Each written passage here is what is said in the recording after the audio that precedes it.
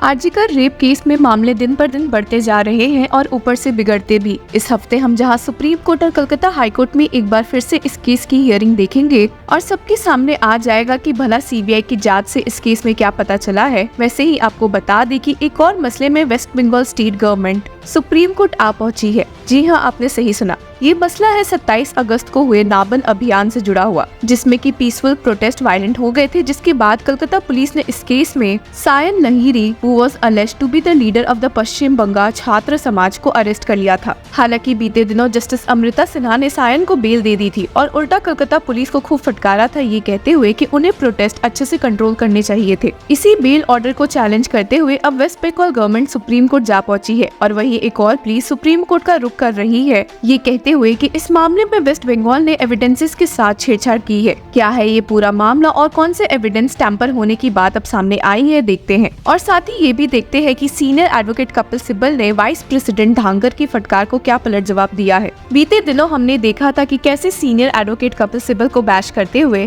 Vice president Jagdeep धांगर ने भी टिप्पणी दी थी कि उन्हें सीनियर एडवोकेट सिब्बल से ऐसी उम्मीद नहीं थी कि वे आरजीकर मामले को जनरलाइज करते हुए एक रेजोल्यूशन पास कर देंगे। वाइस प्रेसिडेंट जगदीप धांगर ने यहाँ तक कह दिया था कि how can one suggest that such incidents are commonplace, what a shame. लेकिन वहीं एक पलट जवाब देते हुए सीनियर एडवोकेट सिब्बल ने एक्स पर ट्वीट किया है और स्टेट किया है कि Times of India report rapes 2017 to 2022 out of 1551 cases of rape, gang rape followed by murder, UP reported maximum cases 280 followed by MP 207, Assam 205, Maharashtra 155 and Karnataka 79. Dhankar ji, seen this? Why West Bengal missing? No malice.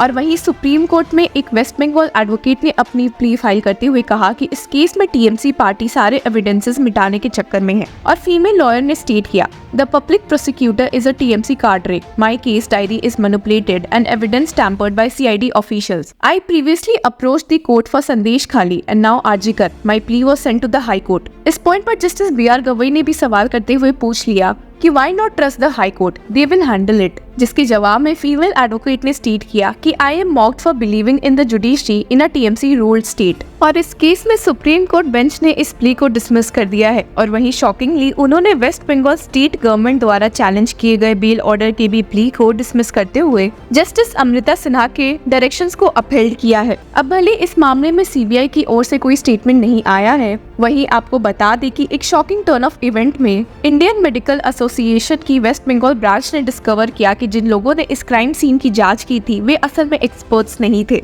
जितनी ये बात shocking है उतना ही चौंकाने वाली भी, जब IMA ने कहा कि जिन डॉक्टर्स को वे फिंगरप्रिंट एक्सपर्ट के रूप में देख रहे थे वो तो बस फर्स्ट ईयर स्टूडेंट है और कुछ नहीं। IMA stated when Dr. Avik Dev became a fingerprint expert. As we all know, he is a first year postgraduate trainee of a surgery department of SSKM, सेठ सुखलाल करनानी मेमोरियल हॉस्पिटल। इसी के साथ एक और शख्स को टारगेट किया गया है जो कि इस केस से रिलेटेड नहीं दिख रहे थे और जिन्हें भी क्राइम सीन में देखा गया है। और इस बात को पॉइंट आउट करते हुए आईएमए ने टैग किया, we suspect that it was Virupaksha Biswas who shared close links with doctor Sandeep Ghosh, farmer principle of RG Kar medical college and hospital.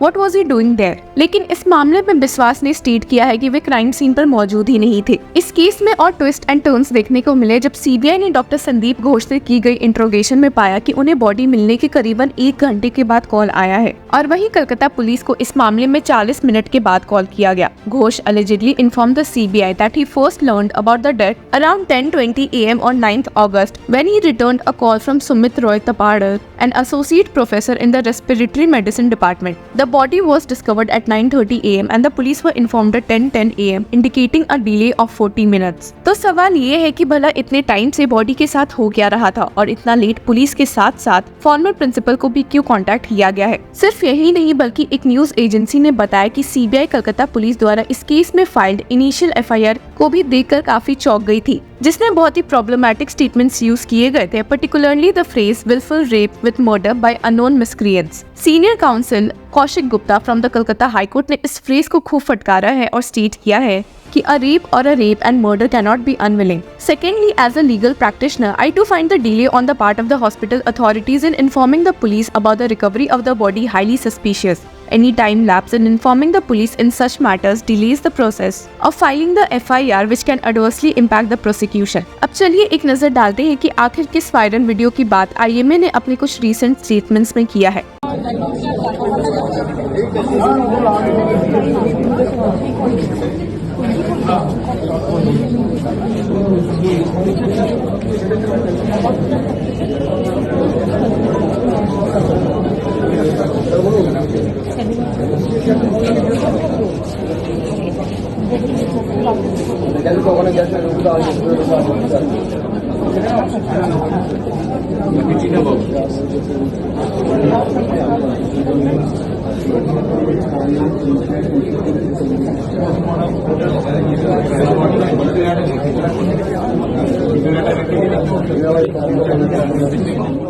और वहीं इस मामले में अपनी सफाई देते हुए कलकत्ता पुलिस ने क्या कहा है।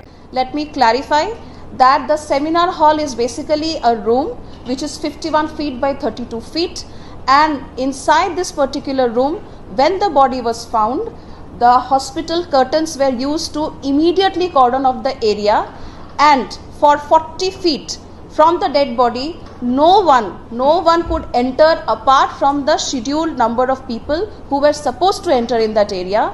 And the video that you may have seen, it pertains to an area which is outside. Only few people could enter who were designated, which includes the investigating officer, the forensic officials, some police officials, and the photography videography team, and the people who were assigned with the duty of shifting the dead body later on. Apart from them, nobody else could enter this particular cordoned off area.